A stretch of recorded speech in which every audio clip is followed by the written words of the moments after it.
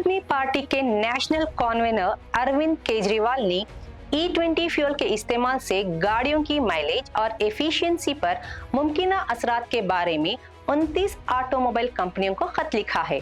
8 जुलाई को भेजे गए खतूत में इन्होंने कंपनियों से 7 दिन के अंदर जवाब मांगा है और कहा है कि वो E20 फ्यूल से मुताल्लिक कस्टमर्स के खदशात पर अपनी राय बताएंगे। मारुति सुजुकी, टोयोटा किर्लोस्कर और हीरो मोटोकॉर्प को अलग अलग खतूत भेजे गए हैं।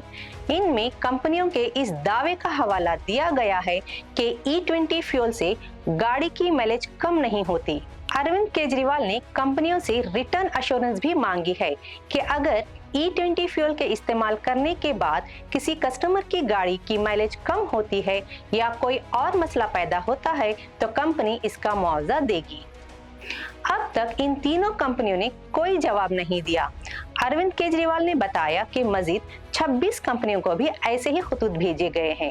इन्होंने कहा कि 9 जुलाई को वो पेट्रोल पंपों, मैकेनिकों और कस्टमर से मुलाकात करके E20 फ्यूल के बारे में इनकी राय और तजुर्बा जानेंगे। आपको E20 फ्यूल के बारे में कितनी मालूमात हैं?